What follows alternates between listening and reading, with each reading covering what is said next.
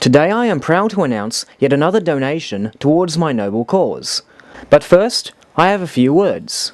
I would like to say that despite all the recent cyber wars, production on my Moon Rocks Revisited series is coming to an end.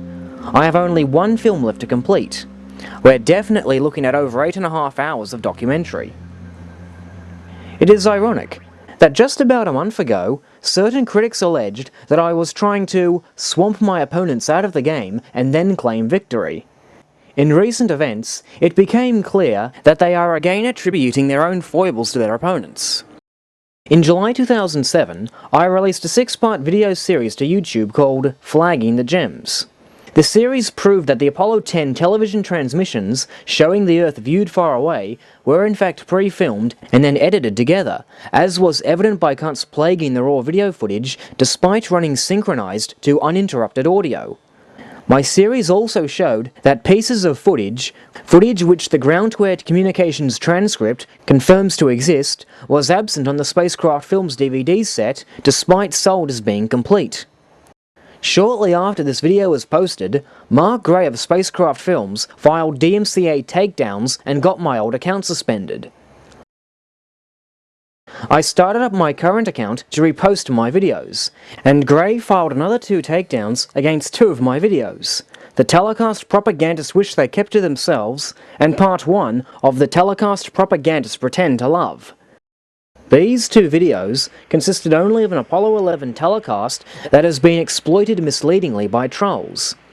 Mark Gray's takedown orders were fraudulent because all the footage I used was public domain and therefore free to use by anyone. I recently filed counter notifications to have my videos restored, pointing out that the footage was public domain. It became clear to YouTube that Gray's DMCA copyright infringement claims were bogus, and thus my 2 videos were restored to public view.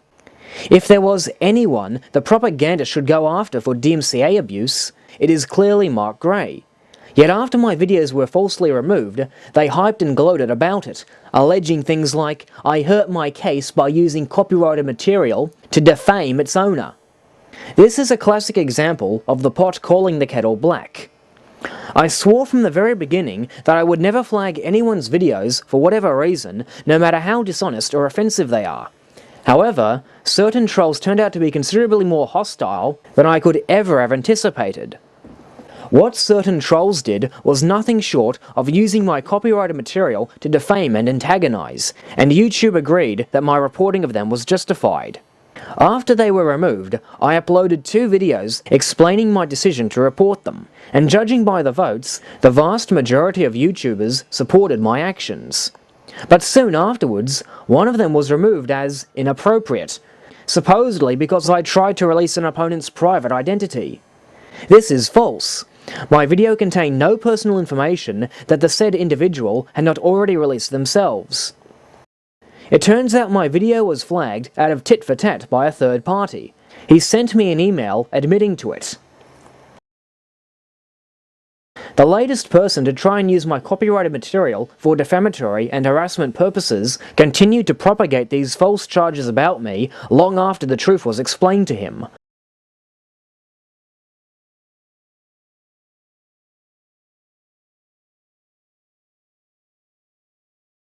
Once again, I uploaded a video explaining my actions. At first my actions seemed to receive great praise, but just hours after it was posted, my video was flagged as inappropriate. What was the reason this time? In my video, I compared my actions to those of Casey Heus, a 15-year-old school kid who after years of bullying finally fought back. Millions of people worldwide have applauded this kid's actions, saying it was a day of schoolyard justice and that he was a hero for standing up against the bullies. I used footage of Casey's self-defense in my video when I compared my actions to his. Having gone viral, finding the said video on YouTube is as common as finding the film of Buzz Aldrin punching Bart Sibrel. Yet, out of all the thousands and thousands of YouTube videos that contain this violent incident, the one and only video that the propagandists decided to flag was mine. What are the odds? YouTube user Deadly Radiation offered to mirror my video and I accepted. At first the feedback was overwhelmingly positive. But then all of a sudden, it started to receive more thumbs down for every thumbs up it received, and negative comments began flooding in. My suspicion was first aroused when I noticed that a lot of negative comments were posted by users who had apparently mirrored the videos that I flagged. And just moments, and I mean moments after a friend gave me a thumbs up, the video received another 2 thumbs down just seconds apart from one another. They started doing the same thing on my previous video.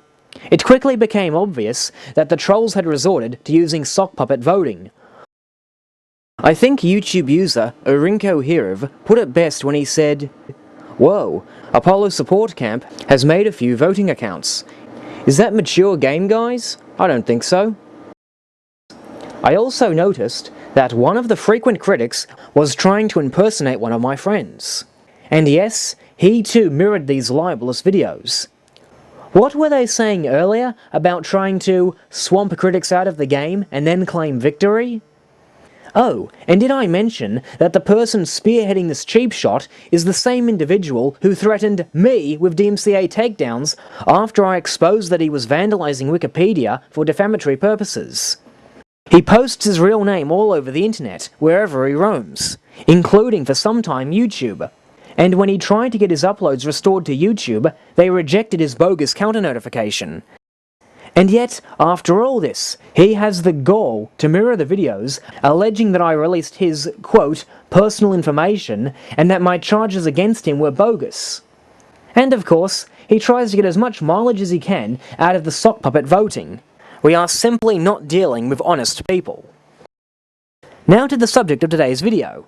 On April 4th, 2011, I received a $20 donation from Matthew Johnson. And so the total amount of funds raised is $349.07 US. Only $199,999,650.93 to go.